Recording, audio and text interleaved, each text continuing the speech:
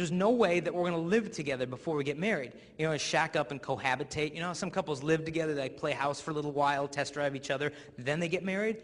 You ever check out what their divorce rate is in marriage for couples who cohabitate then marry? They have a divorce rate of 8%. 8 out of 10 of them get divorced because they don't know what makes love work. They think you can just test drive each other. So we're not going to shack up. Number 2, no way are we going to sleep together before our wedding night. If I had sex with Kristalina tonight, I would be lying to her. My body would be saying, I give myself totally to you. I belong completely to you. Everything that I'm giving is yours. But it'd be a lie. I don't belong to her. I'm not her husband. Even if my intentions were good, the embrace would be a lie. A movie came out a while back called Vanilla Sky, and in it, Tom Cruise sleeps with this girl, and after they have sex, she says to him, she says, your body is making promises to me, even if you won't.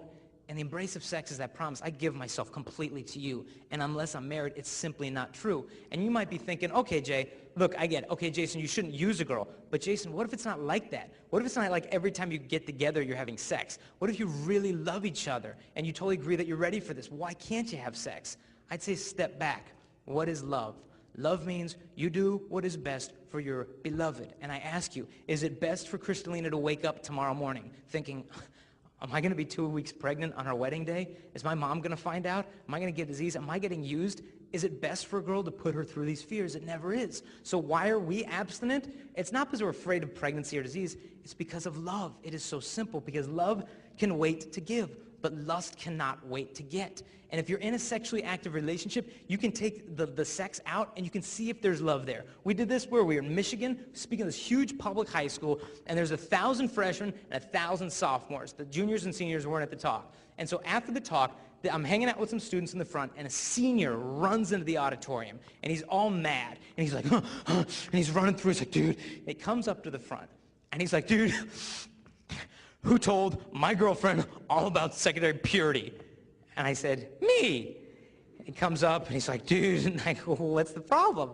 And he said, dude, it turns out he was a senior, and his girlfriend was a freshman. He was one of these older guys who didn't have enough social skills to date a girl his own age, so he runs after the younger ones, you know, but I'm sure that only happens in Michigan. But what's the deal?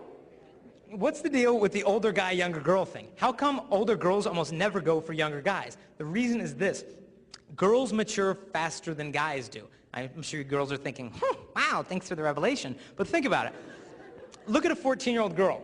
14-year-old girl sitting at home, and she's thinking, I want a relationship where we can just talk about our friends and our family, we can communicate about our feelings, and yep. Okay, good. Look at a 14-year-old guy. 14-year-old guy is sitting at home, and he's like, I can make noises with my armpit. This is cool. I mean, we're just different. So a 14-year-old girl can get bored of the 14-year-old guy. But along comes Mr. High School guy to the junior high girl, Mr. Senior to the sophomore freshman, Mr. College guy to the high school girl. And immediately the girl says, oh my goodness, this is exciting. He's older than me, he's a little more mature, and he likes me. This is exciting. Little does she know that the younger girl is, the more naive she is to have heard the lines that he has to give her. Lines like this, baby girl, I love you so much. I've never felt this way when I was with any girl ever before.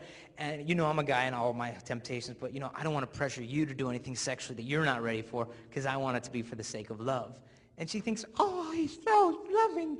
Little does she realize the guy will physically take from her everything she's willing to give him. He's not leading her to purity, he's wearing it down. He might even give her like a promise ring. A promise ring is like a little pacifier. You pop a pacifier in a kid's mouth, he thinks there's the real thing going on.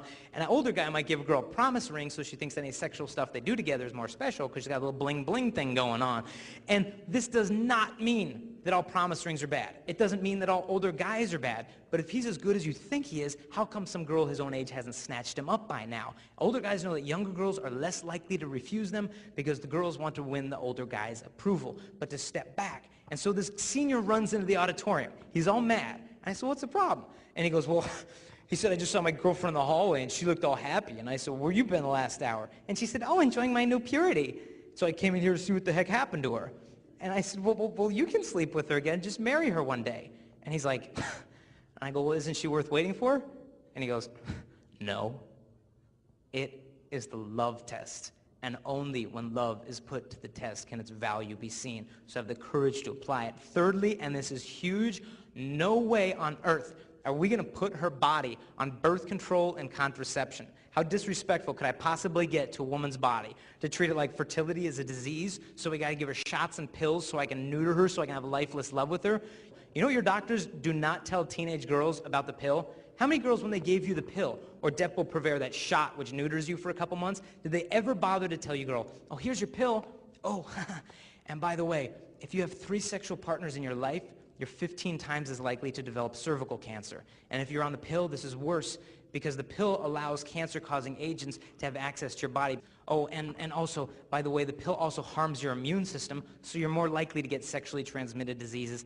Do they tell you this? No. Do they ever tell the girl, oh, here's your pill? Oh, and by the way, if you take this for an extended period of time before ever having kids, you are increasing your odds of developing breast cancer. Do they tell the girls that? No. Do they ever tell the girls this? Oh, here's your pill, and this one's the kicker. Do they ever tell the girls, oh, here's your pill, oh, and by the way, as a teenage girl, as a woman, your uterus is between, the lining of your uterus, the endometrium, is between 5 and 13 millimeters thick. But don't worry, once we get you on the synthetic hormones of the pill, we'll thin out the lining of your uterus to about 1 millimeter, which means if you get pregnant on the pill, don't worry, the pill will abort your child before you ever know that you're pregnant. So if you're a guy sleeping with a girl who's on the pill, you could already be a daddy having aborted the kids that you didn't know you ever had because your girlfriend was on the pill. They don't have to tell girls this. They might even deny it, even though it's sitting on his desk on the physician's desk reference, and it's in the info packet on the pill. Do they ever tell the girls there's a part of your cervix called the ectropion, and it's very liable to get infection. In 10 years from now, it gets replaced with a different type of tissue, and your body will be able to resist infections better. But since you're a teenager, your body isn't ready for that traffic. It's like your heart. It's not made for the multiple sexual partners. When it comes to what the doctors say next, they say, well, girls, look, you girls need the pill. You missed a cycle? Oh, my gosh, you had a bad period? Oh, you're having cramps? Oh, you have acne? Oh, you have a cyst? You have to go on the pill. 4 doctors in a row told Crystal, oh, you have to go on the pill for medical reasons. It's not a sin to be on it for medical reasons, but he told you have to go on it. So we went to 4 doctors, all saying, oh, you have to go on the pill. We finally went to a good gynecologist, and I asked him, how many teenage girls have to be on the pill for medical reasons? And he said, honestly, and I said, please. He said, we have the alternatives. The pill just suppresses the problems. It doesn't really heal them. And so he healed her, and she has been fine ever since. Towards the end of the talk, I'll point you to a resource where you can go to find these good doctors, but we're lied to about it. When it comes to all this sexually transmitted, you may be wondering, well, Jason, if you guys aren't going to use contraception in marriage, what do you have, like 47 children? Well, probably not. But if we need to space out kids, we're going to use something called natural family planning. It's 99% effective in spacing out kids, totally natural, and couples who use it have a divorce rate of like 2%. There's so much wisdom in the church. But when it comes to like sexually transmitted diseases, I'll ask you, for those of you who haven't heard our talk before, what's the most common sexually transmitted disease right now in North America? What would you say? AIDS? No. Herpes? No. Chlamydia? No. Syphilis? No. Warts? No.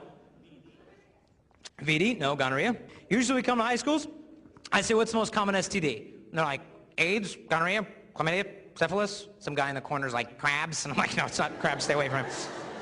But what is it? We were just in Michigan and Toronto. We asked 5,000 students, what's the most common STD? None of them got the answer right. It wasn't AIDS. AIDS is less than 1% of all the STDs. It's pretty rare compared to the rest. It's not herpes. One of you said herpes. Herpes is real common. It's like 1 out of 5 people in North America now has genital herpes, which is incurable.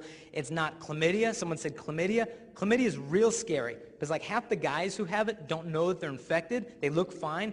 Problem is if a girl sleeps with one of these guys, it can infect her and sterilize her before she ever knows that she's infected. Sterilize means keep you from ever being able to have kids. But the #1 STD by a landslide, the condom companies, it's their little secret. They don't want anyone to know about it. Why? It kills more girls every year than AIDS does because it causes 99% of cervical cancer. But why they don't want you to know about it?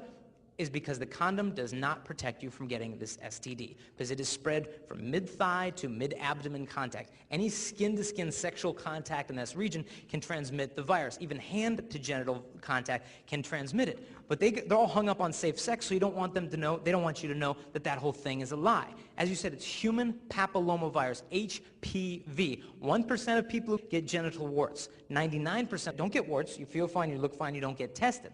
I knew a guy who got married, had a baby girl. She's like a year old. She coughed all the time. So he took her to the doctor and said, hey, doc, can you take a peek at my girl? She's got a sore throat. And he said, sure. Looked in the